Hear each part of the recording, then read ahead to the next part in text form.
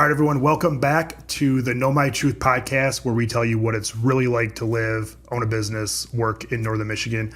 I'm your host, Gino D'Angelo, and today I'm here with Sam Bailey, who has a couple of interesting roles. So I'm going to let him describe what he does, and then we'll just get into it. So thank you for joining us, Sam. Thank you for having me. So, as you said, my name is Sam Bailey. I work locally. I have a bit of a funky position, so I'm a joint role. I'm shared between two organizations. So the first is the Northern Lakes Economic Alliance, which is a regional economic and community development nonprofit that serves Antrim, Charlevoix, Emmett, and Sheboygan counties. And then the other part of my job is I'm shared with Michigan State University Extension.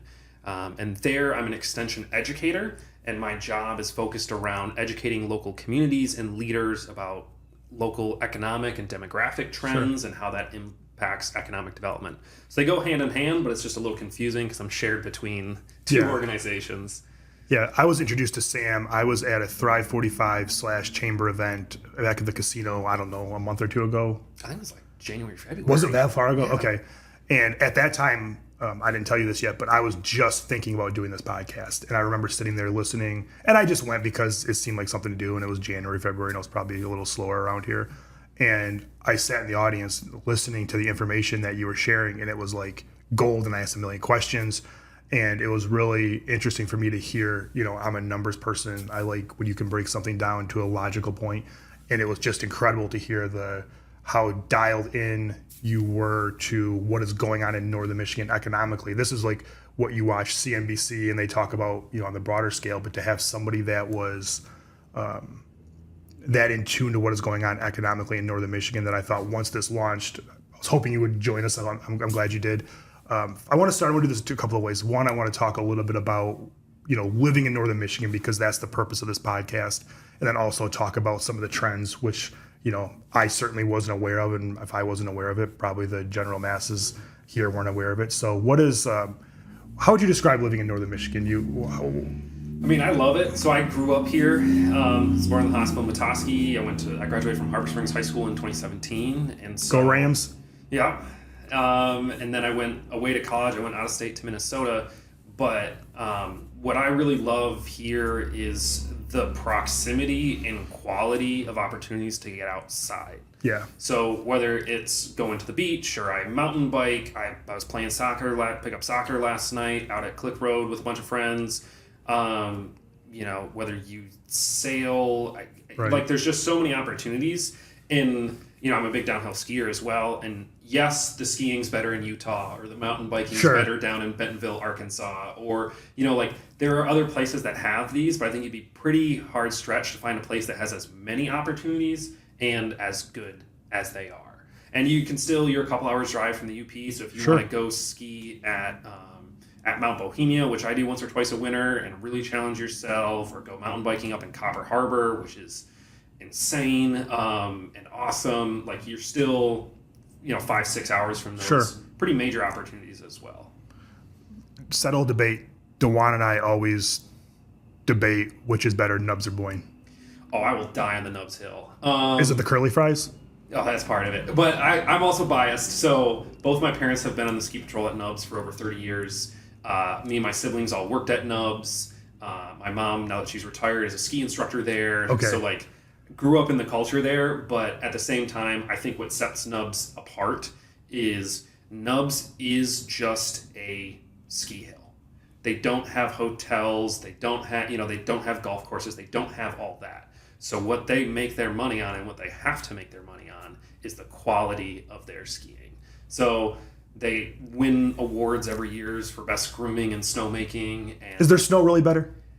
I think so, yes, especially their grooming. I raced through high school. Sure. And, as you start getting later and later in big meets and you've got 100 people going down the course before you, I think Nubs did a better job, whether it was their grooming or snowmaking or whatever, but I think their snow held up better under their conditions. But also, Nubs just opens sooner than everyone else because they have more snowmaking capacity. So Highlands could have 10 runs open, and Nubs will have 25, 30. Which is what happened this year, I think. Oh, yeah, for sure. And so, if you're having to buy a pass, and Nubs is a little more expensive, you don't get the Highlands and mountain benefits, but they open sooner. So I can keep talking about it, but All I'll right. die in a Nubs Hill. Okay, you're Nubs for life.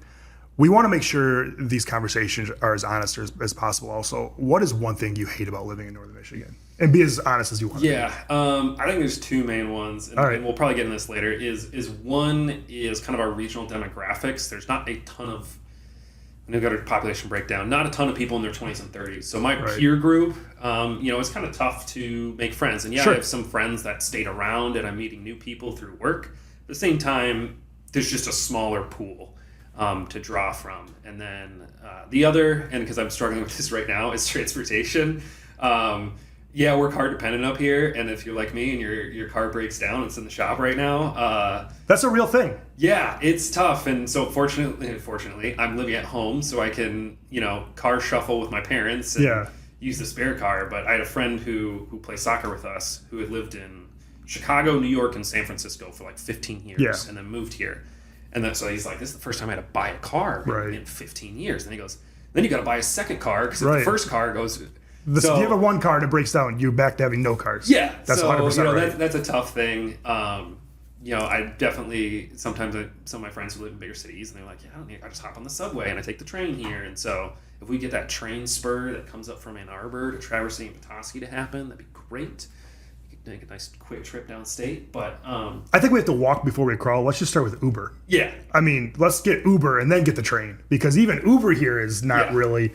I mean, if you want to take, I wish you could go out to dinner downtown and have a couple of drinks and call an Uber and go back to your house, but that's just not how it is here. Yeah. So there's definitely some limitations. So we ask this question to every guest, and that's the first time we've heard transportation, which I think is great because that's 100% spot on. Usually it's things like wish we had a bigger airport or wish we had a shopping mall. Now the Traverse City Airport's getting a little bit bigger, which that's a slow climb, but it's gotten better.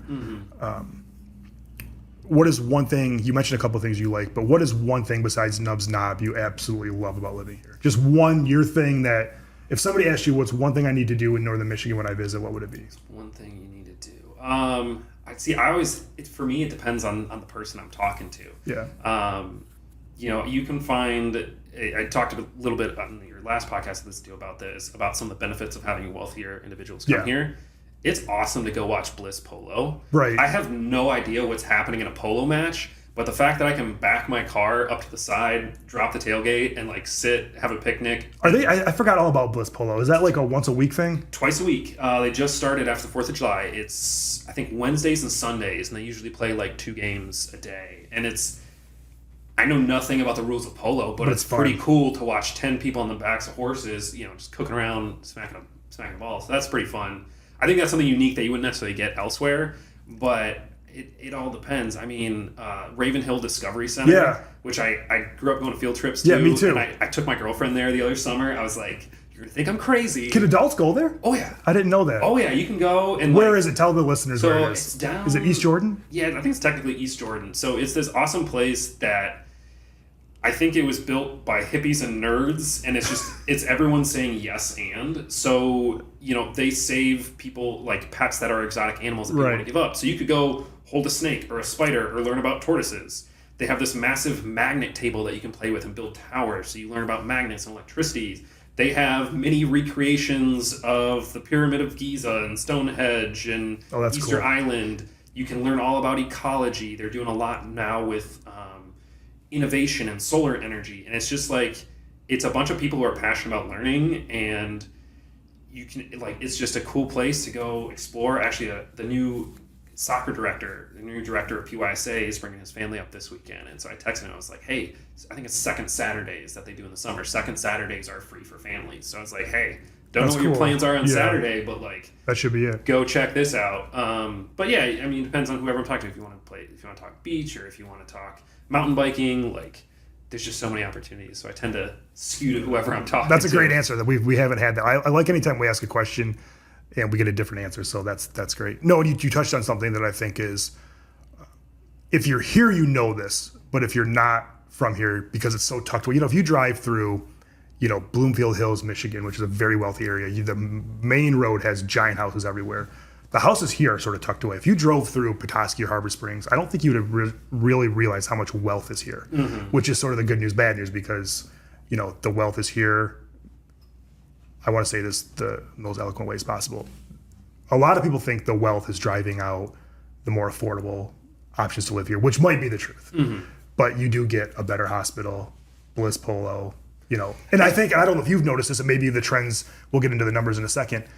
I remember 5 years ago, like once you'd see a Bentley or a Ferrari or Rolls Royce, once a month. I saw 3 yesterday. Yeah. And it just seems like every summer it gets more and more wealthy here. Yeah, and I think part of that is also remote work, though. Right. So you maybe have wealthier individuals that are staying here longer. But the other benefits of that wealthy class, and we can argue about the validity of how we fund our schools, but I went to Harbor Springs High School, which is a out of formula district, which basically means the district says we're going to make more money off our property tax than we would from the state giving us per pupil funding.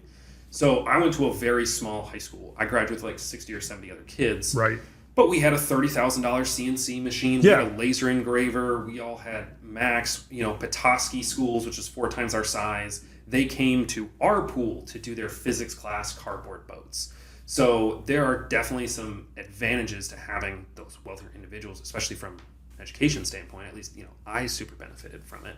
And even growing up, my summer job was scrubbing boats, detailing cars, and doing property management, which paid pretty well. And I made pretty good money for the 8 summers I did it. And I came back and I worked on winter breaks. And so having that, where my girlfriend's from the UP, and Munising, which is still pretty, touristy destination, but doesn't have the resort aspect like here. And so the dollar values that I was making in the summer plus overtime, she was like, that's insane. And I worked hard, and it was helpful because it helped me put my way through college.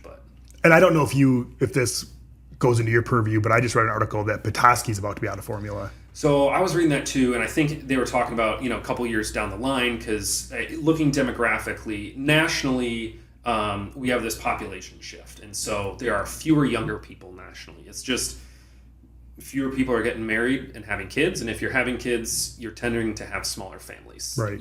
My mom was like one of 8. My dad's one of 6. Yep. I'm one of 3. Right. So there's trending down. Yes, there's just this larger demographic shift. So that's happening, which is kind of pressing down school enrollments.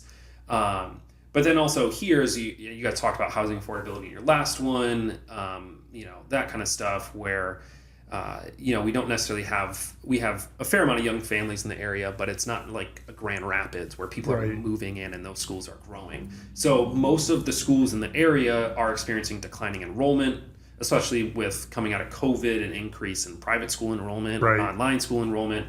And so Petoskey was looking at, in 3 to 5 years, we would probably be making more money on the property tax or having more revenue come in on the property tax than the per pupil funding.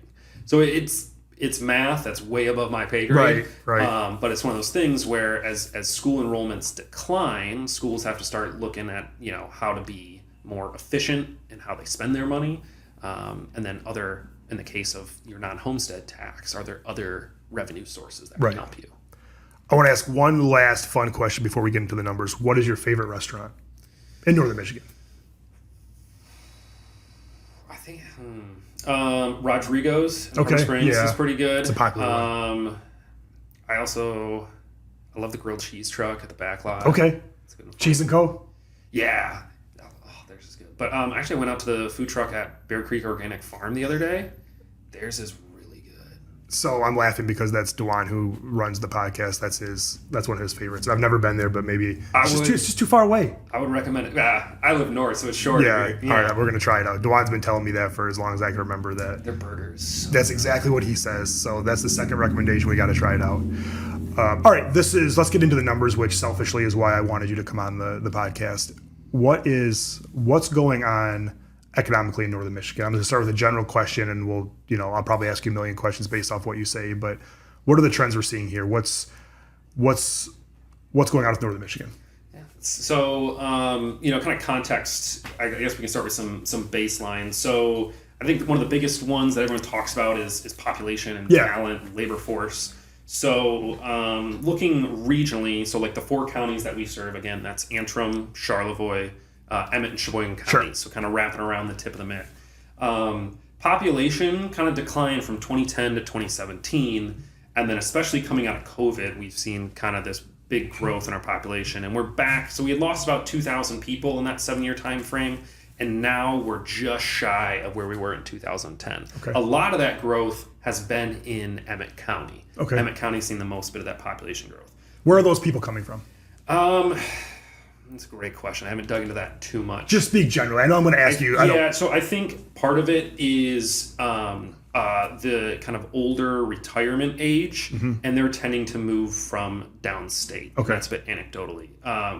I'll come back to that point in a moment. But so while we've had population growth or relatively steady population between 2010 and 2022, our labor force has actually declined over, I think it's about 2,600 people. So our population is stable, but we're losing people in the labor force. It's because the people, the working class are leaving and the retirees are replacing them? It's part of that. Okay. So part of that is just our population is aging. So in the past 10 years in the region, the share of the population over the age of 60 has grown 10%. Okay. So we're about 36% of the population is over the age of 60.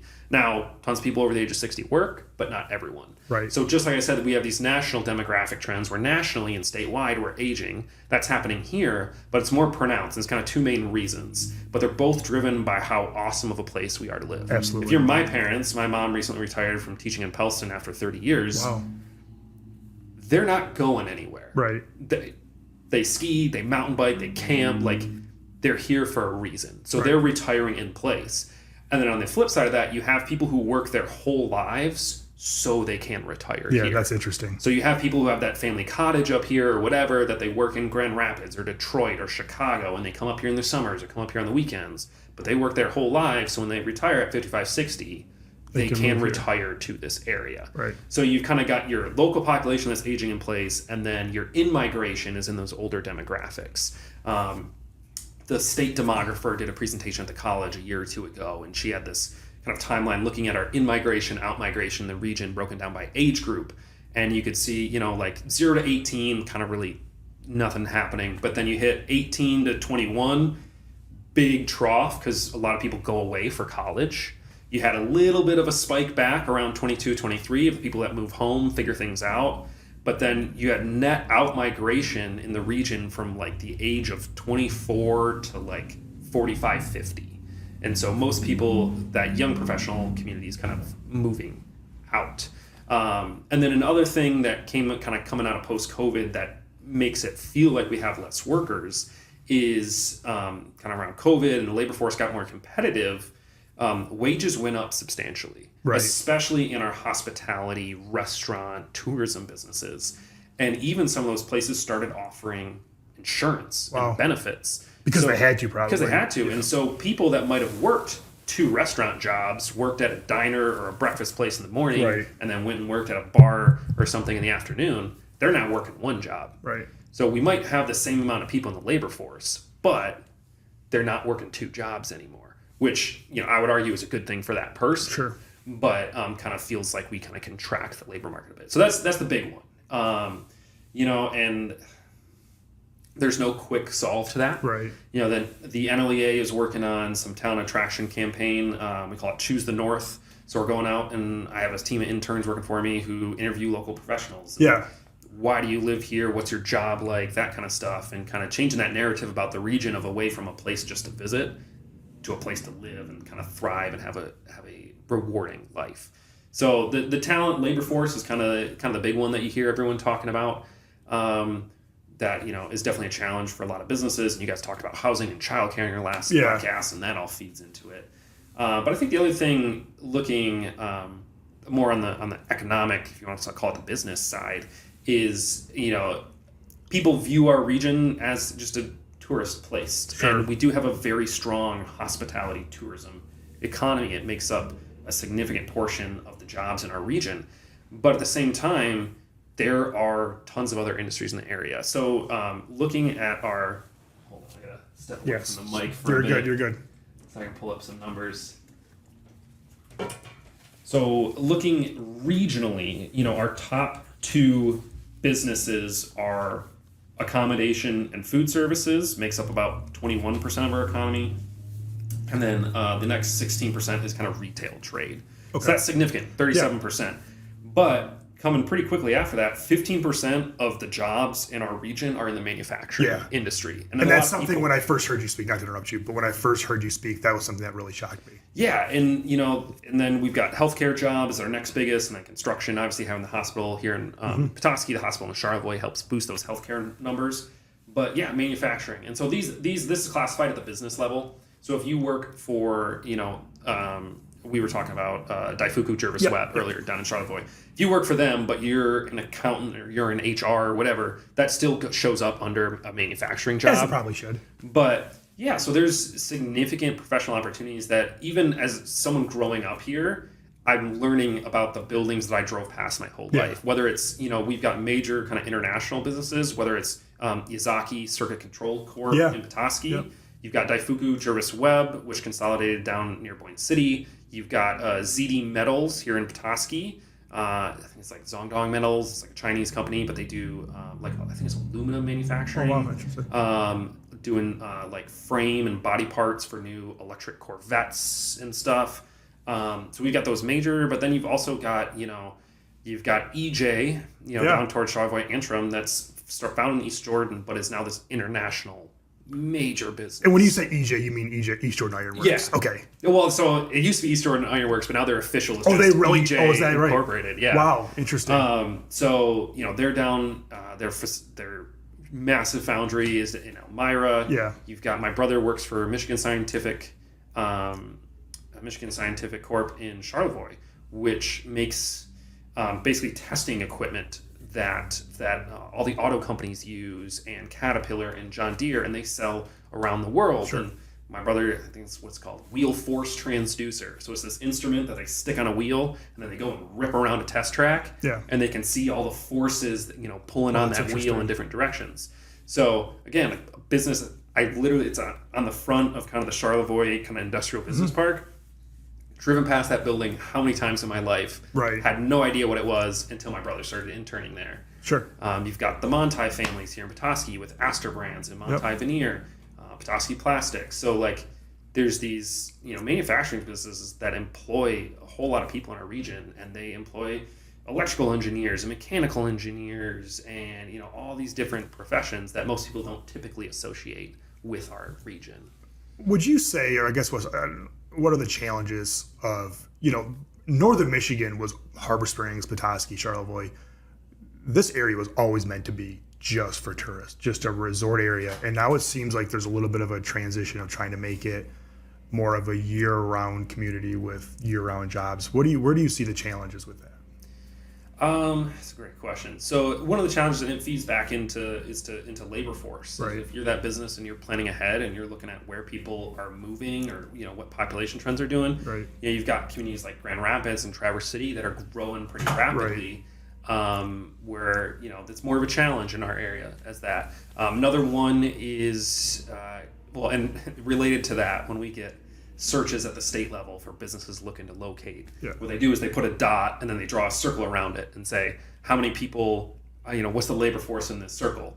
Well, when you're on the lake and 2/3 of that circle is just open water, right, you got less people to pull in. Right, of course. And then another one is transportation, but kind of from an infrastructure side of, if you're, depending on what you're manufacturing or what you're making or what your business is, if you're having to ship parts in and out of the region, you're not doing it on rail, you're doing it on truck, which, so that's one of the challenges for those kind of more, manufacturing. But it, as, especially tech and online work kind of grows, and we've got growing broadband in the region, that's a huge plus for people that can work from anywhere. So the guy I mentioned that I play soccer with, moved to the area from San Francisco, he has an online business that he runs himself. He can do it from anywhere. Got growing broadband in the region. Yeah.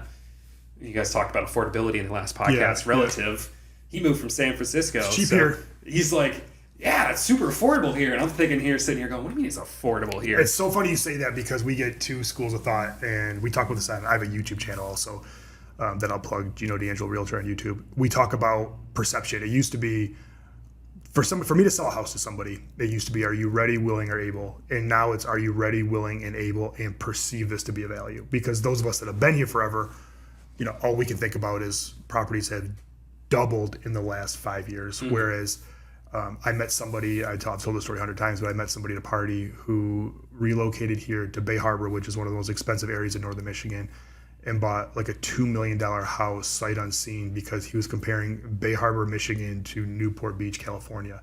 Now, I don't know if you're familiar with Newport Beach, California, but that is the most expensive place to live. So he thought, hey, instead of spending $10 million, I'm going to spend $2 million. And he thought that was like the best bargain in the history of the world. And I think, you see a lot of people moving here from Seattle I think that's part of the draw to northern Michigan is, maybe you could talk about this a little bit. The major cities are becoming expensive and unsafe. And if you're thinking of, expensive and unsafe, if you want a little less expensive and safe, northern Michigan is an obvious choice. And even there's a lot of other, we won't go into this today, but there's a lot of other things going on in some of the major cities that, our freshwater safety, that sort of thing is really drawing people here. And, just a little bit, so you mentioned this earlier, people like to live here. People have always wanted to retire here. Now we have, the short-term rental boom, which is that's a different story for a different day. People being able to work from home on top of, there's only so many houses here, right? This is not, a minor, a small percentage change in demand causes the property values to go up because there's just nothing to spread that over. Yeah, and one thing we talk about, and I'm sure it's a realtor, is movement within that bracket. So the person who's sitting in their starter home and maybe their family's growing and they want to move into that second home, if that second home's not available for them to move into, they're not opening up their starter home. Right. And that's a good point, because the problem is, we talk about this all the time. I'm glad you brought this up. Usually you buy a $300,000 starter home or whatever. You go buy a $450,000 and then you walk that. Now it's almost, if you have a $300,000 starter home, your next jump might be $600,000, which a lot of people can't make that jump. Oh yeah. Yeah, one of my coworkers at the NLEA, she bought their house in Boynton City, and it's like a super small kind of ranch thing in town, and they bought it, I just want to say like 2010, 2011 maybe. Sure. She was like, we wanted to be in Petoskey, but Petoskey was starting to grow, so Boynton City was the affordable place. We went to Boynton City. And she goes, now my home has tripled in value. It'd be great if we could sell it. Right. But where do you go? But we don't have the next thing. So we kind of locked, once people get locked in the housing market, you need people to be able to move between those levels. And right now, since there's not a lot of supply, you don't necessarily have people moving between the levels. Part of what feeds into it is, and you can argue this was, pre-subprime mortgages and all that. But if you look at our construction labor force here and how many homes we were building in the early 2000s versus now, we're maybe just getting back to that point of where we were earlier, but still we've got a couple years to kind of catch up with that. I think also there's a bit of a cultural shift around just housing in general. Whether it's people looking at accessory dwelling units or duplexes and triplexes and those kind of things where, it's more affordable because you spread the cost across more levels. But, for a long time, especially in resort communities like this, people were very intentional about, we want single family zoning. This is the community we want to have, when we got to kind of shift away from that, just to, create some more movement in the market. Or selfishly for me, I would like to move out of my parents' house. Yeah. But, I can't. There's no quote unquote starter home, so I'm looking at apartments, but apartments are even more, $1,200 to $1,500 a month just for a roof, no utilities included. Right. Fortunately, my parents are nice and says it doesn't make sense for you to spend over half your income for a roof. You can stay at home. Yeah, but we talked about this before we started recording. There are some interesting developments. I have a question before we talk about the new developments. Do you see, or do you have a way to see? Are we going to start seeing, accessory develop units, whatever you call them? Are we going to see some alternative small houses, or are there going to be some alternative living options coming to northern Michigan? Because I know my impression is northern Michigan hasn't welcomed those things. I could be wrong, but I feel like they're not, super excited about. Yeah, and I think it goes back a bit before I get there. So when you say about being kind of welcoming a change, my perception is that, you have people who, whether it's the high net worth individuals that have vacationed here, their families have been vacationing here for 4 generations, and they have a very specific idea of what the community they're coming to is, or you're the person that worked your whole life so you could retire here because of, this idea you had of it, and now someone's coming in proposing some changes. Right. So I think people have, and rightly so. They moved here for a reason. They have concerns about those changes. I believe Petoskey's changed their zoning recently to allow accessory dwelling units. ADUs or accessory dwelling units are an accessory dwelling units. Some people call them mother-in-law apartments Yeah, or just something. a second So it's living the apartment above the garage or the apartment in the back or dividing whatever that is. Where for me as a young professional in the area, that'd be great if I could get an ADU in Petoskey and like. I coach here in Petoskey. I ski at Nubs. Our office is in Boyne City. This would be a great central location to be. So I think Petoskey's changed their zoning recently on that to allow some of those things. So I think there's some changes. People starting to realize like, hey, my favorite restaurants only open till 8 now. Right. Because they don't have the staff to stay open till midnight. That is one thing that surprises us is how early everything closes here. I mean, and I think that goes back to that second job thing I was talking about. Because the person you'd have come and work that second shift, they don't necessarily need to anymore. Right. So I think that feeds into it a bit as well. Let's talk about some of the new developments. A lot of people aren't aware of how many new housing developments are going on. You have what Montai is doing with Pine Pond. Pine Pond. Yeah. That's off Pickerel Lake. Yeah, Pickerel Lake Road. So and then we'll talk about that, and then also I want to hear about what the latest is with Maple. Yeah, so in Petoskey, kind of located Petoskey, there's kind of 3 major projects going on. You've got Pine Pond, which is a manufactured home community owned by the Montai group, the Montai family, out on, like I said, Pickerel Lake Road.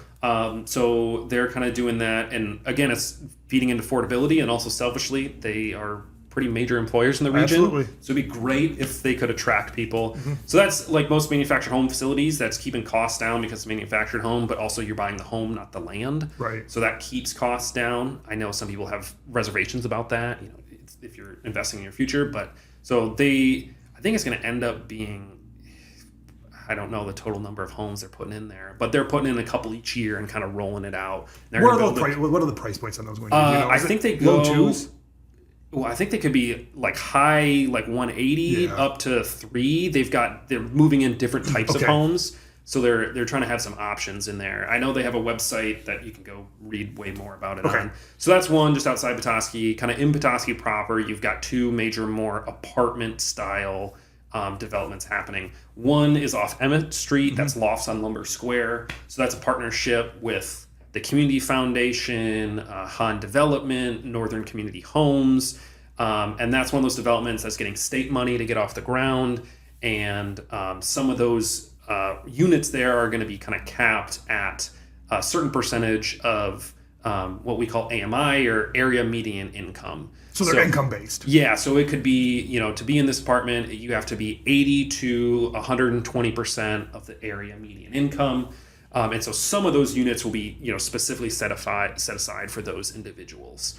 So Lofts on Lumber, they're moving dirt. So I know the construction's happening there. I don't know what their timeline is, but I want to say that might be 30 to... I want to hedge my numbers. I don't know it off the top of my head. I want to say it's like 50 units, but I'll say like 30 to 60 just to play it safe. And then the big one is the Michigan Maple Block.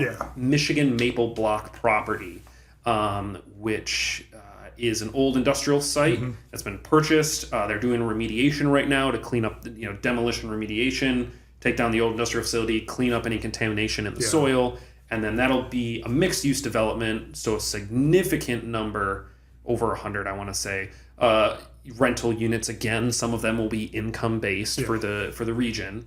And so some of those will be set aside, some will be market rate, and I think they also have some commercial space in there as well. So those are 3 Petoskey ones, but Bel Air recently had, I can't think of what it's actually called, but just outside of town, there's about 40 or 50 units going in, again, a manufactured style that'll house 200 and some odd people. Bel Air, like up here a little, further north, you got Shaney Creek around there. You've got Elk Rapids, that's a major resort place.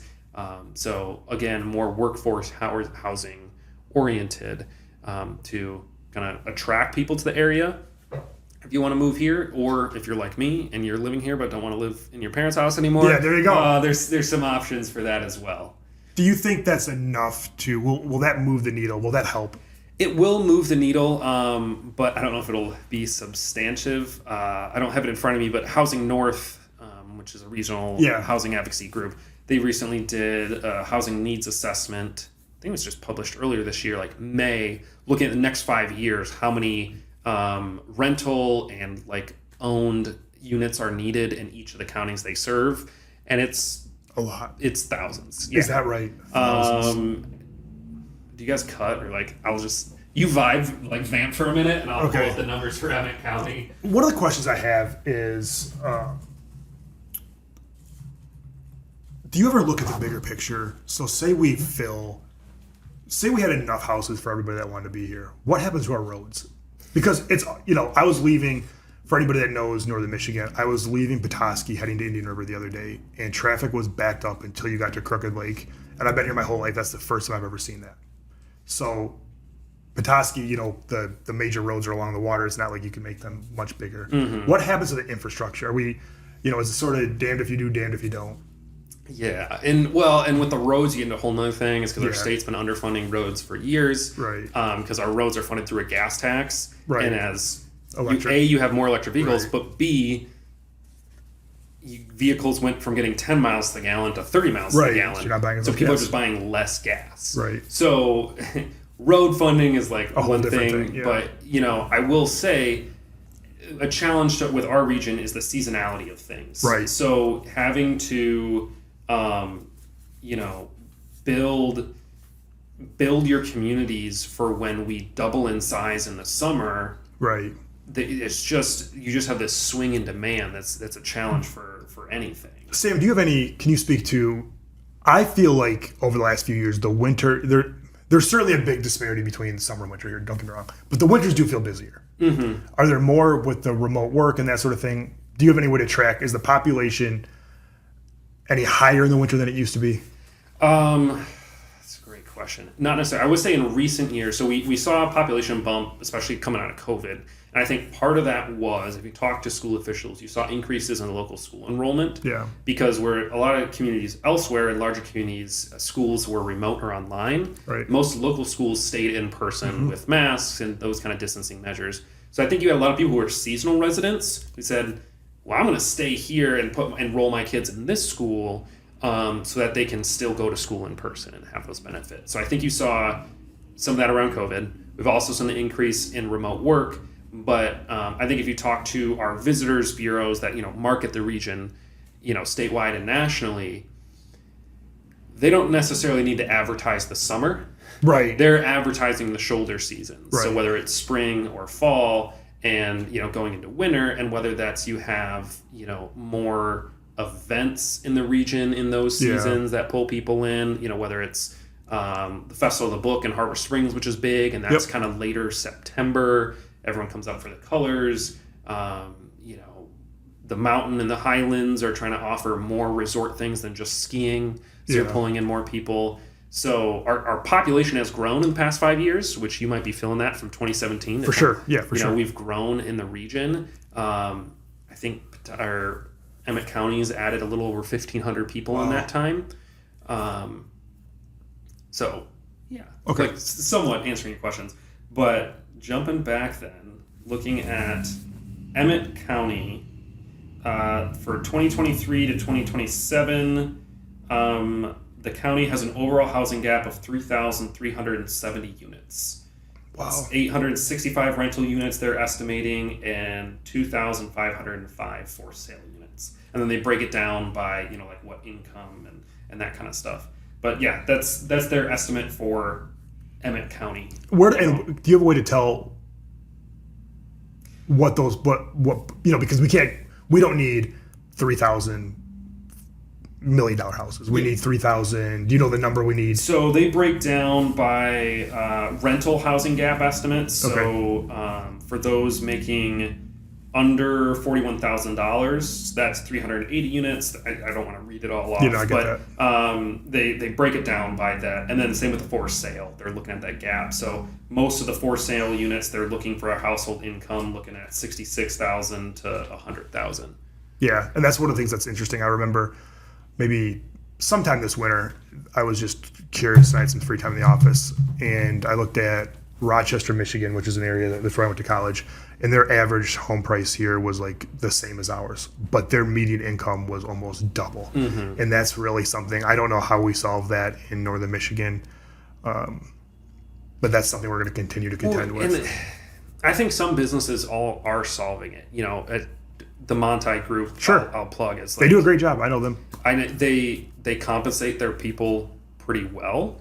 But beyond that, you know, they offer on-demand healthcare. So if you're one Right. of their employees, you can get same-day or next-day appointment with a primary care physician. Wow. They do profit sharing. Yeah.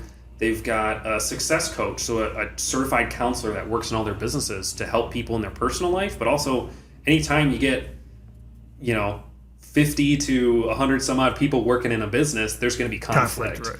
So they've got that. You know, they do tuition reimbursement. So they're investing in their employees. And I will say, Jake Monti, who's the CEO of, president of Astor Brands, who we talk with a fair amount.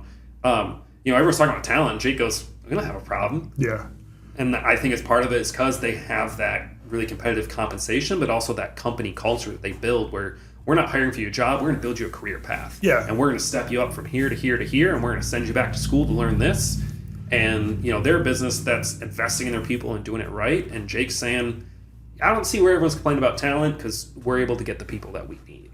Do they have I never want to say the word unfair advantage, but are they a little bit of an anomaly? And I know Jake well. Him and Rachel are great. They're a great family. They have a great business.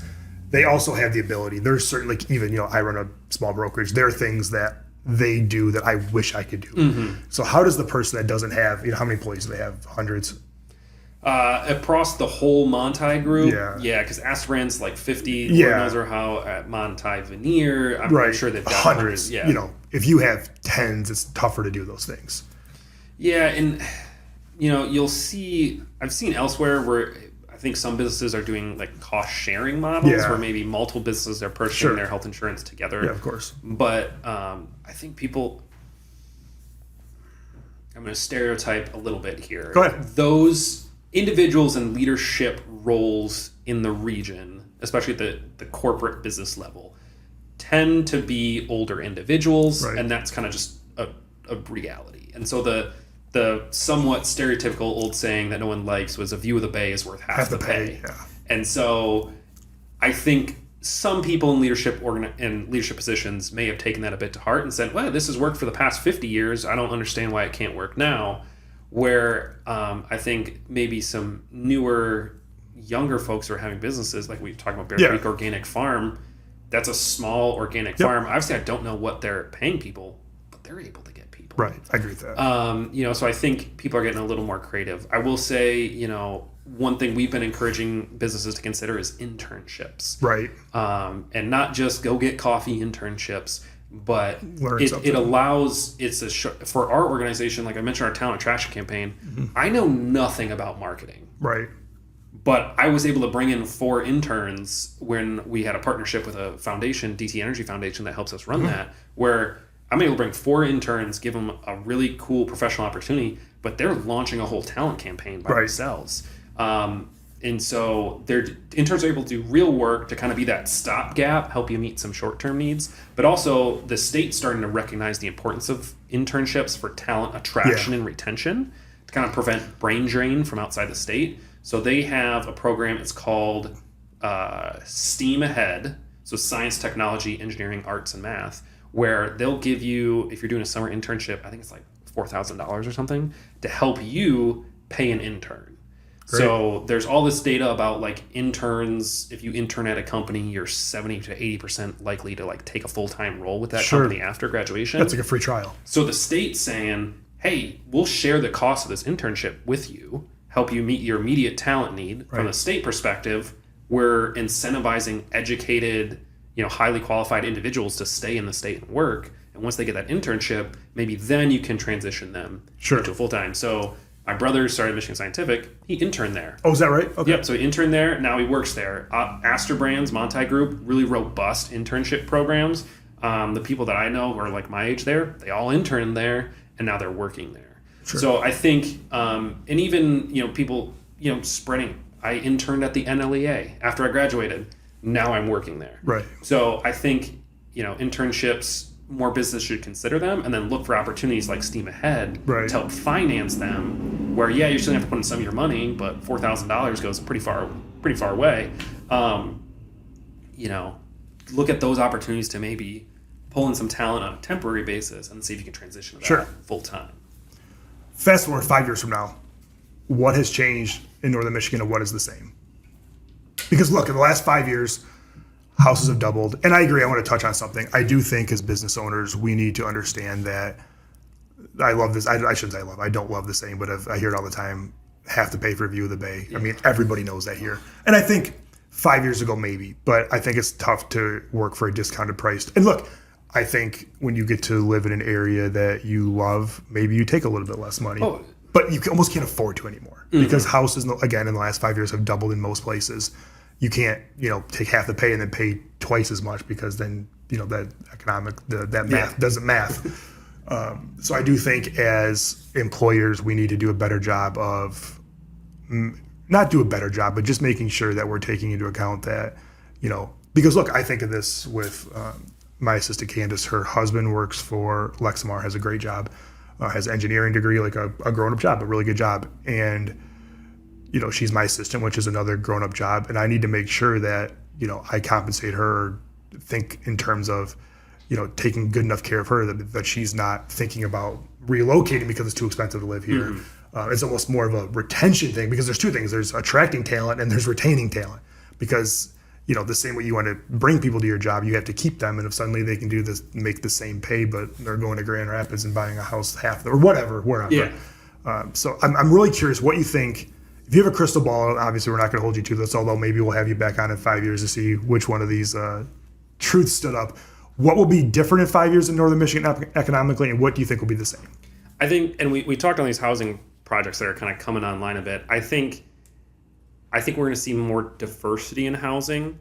Even downtown Petoskey, there's some second, third floor apartment developments that are happening, which, so I think there'll be a cultural shift away from the single family home as the only housing unit that we have. So I think that's already happening. I would expect that to continue because you talk about the mathing, like if you've got to build a housing development, being able to spread those costs across more people is going to keep it affordable. So I think we'll see a bit of a shift there. I think also, what else am I going to think? So I think that's one big one that's going to change. Other things, I think our hospitality industry is still going to be around. It's the reality of our economy, and it's still going to be here. It's still going to provide jobs. It's still going to bring money into the community. That's still the case. But so that'll still be around. I think from an economic development perspective, I'd love to see growth in other industries. Yeah. Partially because we talk about diversity is resiliency in our economy, and so anytime you have a significant share of your labor force or your jobs tied up in one industry, we can look at our region coming out of 2008, 2009, Great Recession, kind of tanked the hospitality tourism industry. Not many people were traveling. Right. We can look during COVID where things got shut down and that was a challenge. And so there's not that quite resiliency in hospitality. So we'd love to see more growth in the manufacturing, in tech, in professional services, any of those things. And I think as remote work kind of grows or becomes more permanent, I think we are going to see those things grow. I know you've got small manufacturers in the area. I think one area that I'd really like to see some growth is the outdoor rec industry. Mm-hmm. And when I talk about the industry, I'm not just talking about the outfitter that you go and buy the paddleboard at. Right. We want to see growth earlier in the supply chain. So when we get that, we call it the last dollar. So when I go and buy a paddleboard or a mountain bike, that's that last dollar. We want to capture that earlier research and design and manufacturing. So you've got Little Bay Boards here in Petoskey that's growing rapidly, and they manufacture gorgeous paddleboards. You've got Shaggy Skis down in Boyne City that manufactures downhill skis, and they've been growing in recent years. You've got, I'm trying to think of other ones. They've got it's Advanced Tackle down in Boyne City that manufactures fishing lures. So I think those, that outdoor rec, obviously we've talked about outdoor rec opportunities earlier as why people move here, but those same things also make us a great place to build, design, and test those products. Sure. If you talk to Shaggy's, when they make a prototype ski, they're 5 minutes from Boyne Mountain. Right, exactly. They make a ski, they're going to go ski it for an Yeah, hour. that's They're going to interesting. take it up to Copper Harbor and jump it off cliffs and ski it through trees up at Mount Bohemia. So they in a place where they can make a prototype, design it. When Jason was playing with his board design, he could take it out on Lake Michigan, on a right big there. lake. He could take it on a river. Yeah. He could take it on an inland lake. The advanced tackle guys, they Fish fish anywhere. all the time. Right. So I think growth that we'd like to see as far as that's diversity in our economy is more manufacturing or research and design based, but it also fits the brand or the vibe of our region, whatever you want to call it. We're not going to build a $700 million battery manufacturing plant Right. up here. That's not a reality. But supporting those smaller outdoor rec manufacturers, I think is a great opportunity for our region, to help provide more year-round jobs that are engineering, that are research-based, that are testing-based, Right. but still feeds into the kind of the ethos of what our region is. Absolutely. That's great. I think I appreciate having you. You've been a wealth of knowledge. I think you are the number one economic brain in Northern Michigan. So I really appreciate you taking the time, and this has been helpful. And I hope we can stay in communication, let us know what's changing or what's coming up, so we can tell everybody.